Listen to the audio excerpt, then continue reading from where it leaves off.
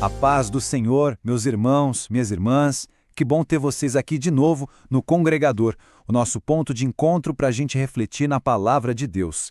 E olha, hoje o Espírito Santo nos chama para algo muito, muito profundo.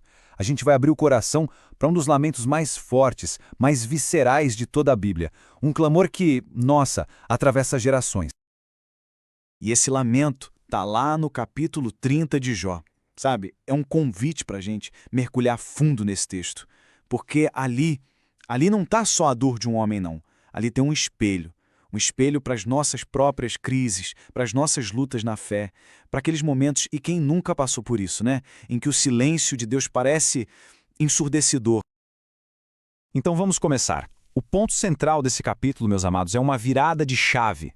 Uma virada terrível e repentina na vida de Jó. É uma queda livre, do lugar mais alto de honra para a humilhação mais profunda que se pode imaginar. Vamos tentar sentir juntos a profundidade dessa dor. Para a gente entender o tamanho da queda, o lamento de Jó começa justamente contrastando o agora com o antes. Ele lembra com muita dor quem ele era. Pensem nisso, irmãos. Um homem de um status imenso, cuja opinião era lei, um verdadeiro pilar da sua comunidade, um juiz respeitado por todos. E aí, logo de cara, no primeiro versículo, a palavra vem como um soco. A gente sente a brutalidade dessa mudança. Porque agora são os filhos daqueles homens que ele considerava tão inúteis, mas tão inúteis, que ele não os colocaria nem com os cães que cuidavam do seu rebanho. São esses que zombam dele. Percebem a crueldade? Que inversão terrível! E se a gente acha que a humilhação parou por aí, não parou. Fica ainda pior, meus amados. Jó começa a descrever quem são essas pessoas que o atormentam. E aqui eu peço a atenção de vocês, porque isso mostra um nível de dor que a gente às vezes nem consegue imaginar. Olha só que ironia cruel, que coisa amarga. Quem está zombando dele não são os seus pares, os nobres, os homens importantes, não. São os excluídos da sociedade, os marginalizados, justamente o tipo de gente que Jó, quando tinha tudo, teria ajudado, teria estendido a mão. E agora essa bondade é jogada de volta no rosto dele com desprezo. O nome dele, gente, o nome de Jó, que um dia era sinônimo de respeito, de honra, agora virou piada. Virou musiquinha de zombaria. Ele se tornou um ditado popular, sabe? Uma história que se conta para exemplificar a desgraça. E a gente sabe, né, irmãos, como as palavras podem cortar mais fundo que uma faca.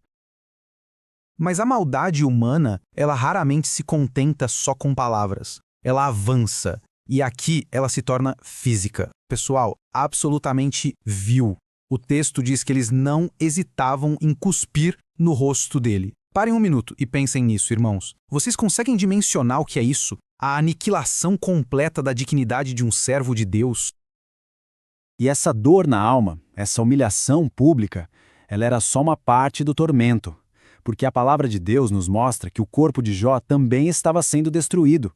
O corpo dele virou um verdadeiro campo de batalha, sabe? Um sofrimento físico implacável que não dava trégua, nem de dia, nem de noite.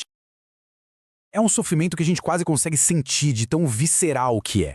A Bíblia faz questão de detalhar essa destruição do corpo dele quase que de forma sistemática. É uma dor que, ele diz, perfura os ossos durante a noite. A pele dele escurece e cai. O corpo arde em febre. É literalmente uma anatomia da agonia. E nesse ponto a gente chega no centro da angústia física dele. É aquela sensação terrível de que a vida está escorrendo para fora dele, sendo arrancada, sabe, gota a gota, dolorosamente. Ele sente que a única porta de saída que resta é a morte. E é aqui, meus irmãos, no fundo do poço, no desespero absoluto, que o lamento de Jó muda de direção. Ele para de olhar para os homens que o atormentam e levanta os olhos para o céu. E o que era um lamento agora se torna uma acusação. Uma confrontação direta com aquele que ele acredita ser o responsável por tudo isso, o próprio Deus.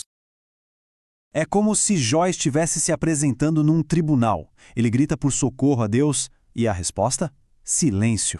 Ele se levanta numa última tentativa de ser visto, mas tudo o que ele percebe é um olhar distante, que para ele soa como indiferença. Ah, meus irmãos, que dor indescritível é essa, sentir o silêncio de Deus quando a alma da gente está em pedaços. A acusação que ele faz é pesadíssima. Na visão de Jó, naquele momento de dor, Deus não estava só em silêncio, assistindo de longe. Não, Deus havia se tornado seu inimigo, um agressor cruel que usava toda a sua força para atacá-lo. Já pararam para pensar no peso dessas palavras? Que coisa terrível de se dizer ao nosso Criador. Ele se sente totalmente sem controle. Ele usa a imagem de ser arrebatado pelo vento, jogado de um lado para o outro no meio de uma tempestade que na cabeça dele foi enviada por Deus. E aqui eu pergunto, quem de nós em algum momento não se sentiu assim, arrastado pelas tempestades da vida, sem ter o que fazer, sem ter para onde ir? E essa sensação de impotência o leva a uma conclusão final. E é uma conclusão, assim, devastadora. Para Jó, não há outra explicação. Todo esse ataque de Deus só pode ter um único objetivo, um único fim: levá-lo à morte, ao destino de todos os seres vivos. Então, vamos recapitular o quadro. Ele perdeu seu status social, perdeu sua saúde e, na percepção dele, perdeu a atenção de Deus. O que sobra para um homem nesse estado? O que resta? Apenas a solidão. Um isolamento total, absoluto, um eco no vazio. A palavra de Deus usa uma imagem aqui que é de uma força e de uma tristeza imensas. Ele diz: virei irmão dos chacais, companheiro das corujas. Pensem nisso. A companhia dele agora não são mais os homens, mas as criaturas do deserto, da noite, da desolação. A vida dele se transformou literalmente num lugar ermo. E até a música que é a expressão da alegria da alma que a gente usa para louvar a Deus, até isso se transformou. A harpa dele, que antes tocava louvores, agora está afinada para o luto. A flauta, que celebrava, agora só consegue tocar o som do choro. É a conversão total. Toda e qualquer fonte de alegria se tornou uma expressão de luto. E é por isso, meus irmãos, que esse clamor de Jó, de tantos séculos atrás, ainda ecoa tão forte dentro de nós. Ele nos coloca de frente com aquela pergunta que, vez ou outra, assombra o nosso coração. Quando tudo que a gente tem é a nossa fé, e tudo que a gente recebe é silêncio e sofrimento, de onde a gente tira forças para seguir em frente? A história de Jó, apesar de toda essa dor, nos dá uma resposta poderosa. Ela nos ensina que mesmo no fundo do abismo, a gente pode e deve clamar a Deus, mesmo que a gente não entenda nada, e que no final, ainda que tudo pareça fora de controle, Ele continua soberano no trono. Que essa meditação na palavra de hoje possa fortalecer a sua fé, não importa o tamanho da tempestade que esteja enfrentando. Fiquem todos na santa paz do nosso Senhor.